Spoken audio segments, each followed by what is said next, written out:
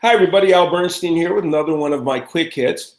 You know, boxing works the best when we have a really interesting match to look forward to, one that has been created through trials of fire. Such a match is going to be James DeGale taking on Badu Jack later this year, probably in the fall, when these two will get together to unify their parts of the 168-pound titles.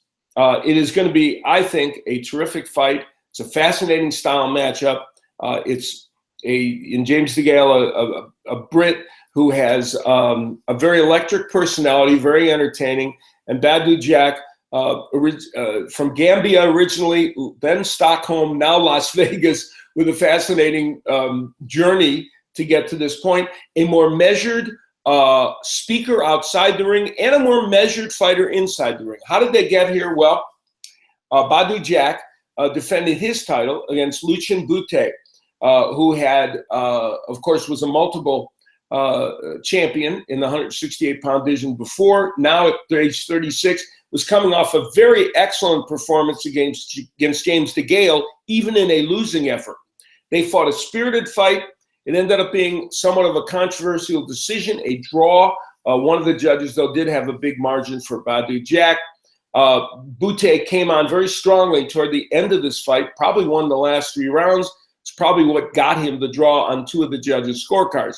Even having it been judged a draw, though, the feeling was since Jack kept his title, he would be the one to move ahead to fight the winner of James DeGale and Porky Medina, which was on the same card. There had already been an arrangement made for the winner of these 2 fights to fight in a unification in the 168-pound division. How did James DeGale do? Well, he got quite a challenge.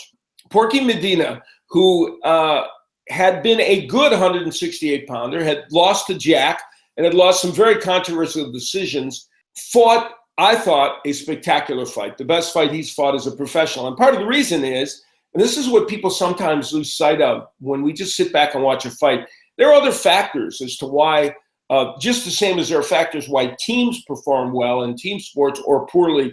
Same is true with boxers. Medina has often not gotten the right notice for fights. Sometimes he's been pushed into fights that were wrong at that specific time. A lot of different factors. Well, in this fight, he had a long time to train. He was ready for this fight. He trained better than he probably has in any fight. And of course, some of that's on him.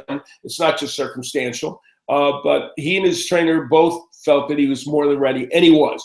James DeGale fought a very good fight, but so did Porky Medina. And DeGale now has a different style. James DeGale was a boxer puncher when he came out of the Olympics as an Olympic gold medalist, and he has turned himself into something different now. He worked through injuries. He had some terrible groin injuries. He had to have surgery on it. And now that he's feeling good and healthy, he's turned himself into an all-action fighter who still uses his skill sets but creates more exciting fights, and in the process, though, makes himself more vulnerable. And the reason he makes himself more vulnerable is he attacks from different angles, but often with his hands down, and he engages a lot in fights. And in the Boutte fight and in this fight against Medina, it meant that he was going to be hit with a lot of punches, and he was hit with a lot of punches in this fight. Many people feel that the scoring, one of the judges had it 117, 111, one had it 116, 112, and then a closer margin for DeGale. Many thought the 2 judges that had the wide margins were way off. Many believe that Medina, it was a 115, 113 fight for DeGale, or maybe a draw. And I could live with either of those scores. I thought the 117, 111, 116, 112 were way too wide in terms of what they show.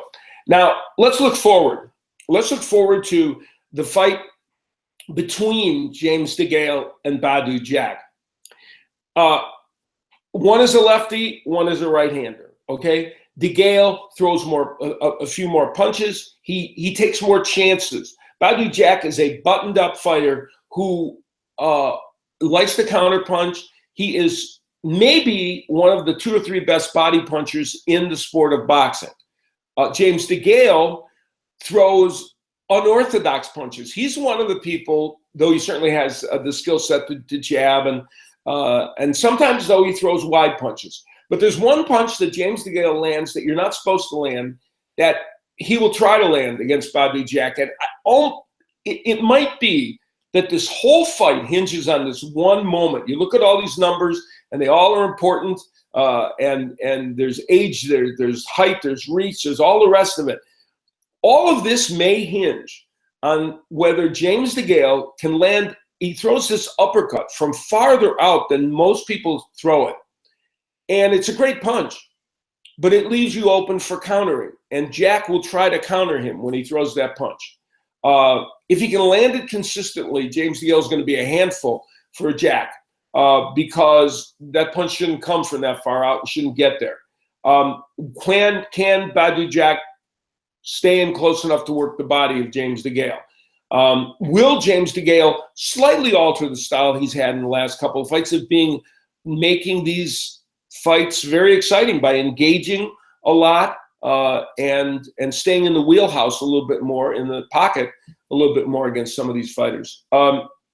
It's a really, really intriguing matchup on every level. And one thing I want to say about it is it's typical of an 168-pound division that we have these 2 really good fighters facing each other.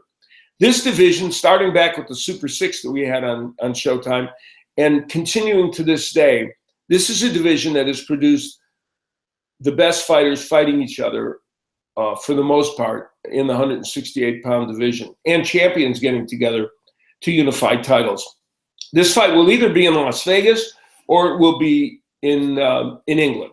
If it's in England, it will sell out in 30 minutes at the O2 Arena. Could even be an outdoor fight, but it's going to be probably in September, so it'll be too chilly.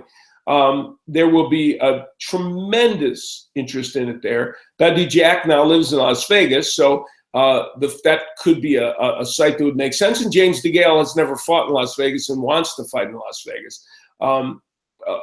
There will probably be more money available for this fight if it's in England, and we'll see. The Mayweather Promotions, who handles Badu Jack, have indicated they're willing to go there. James DeGale, for his part, has been a road warrior. He came to the United States to win his title. He went to Canada to fight Lucien Bute in his home turf, and now he came to America again to fight Badu Jack. So James DeGale's been more than willing to travel, and he probably has a home game coming. But we'll see if it's in this fight or one down the road. One of the most anticipated fights, in my opinion, on the calendar for this year, for 2016, is Badu Jack and James DeGale. And I can't wait for it. When we get closer to that fight, I'll dig into my keys to victory and more the specifics of the fight. But for now, it's just fun to think about a great matchup in the future.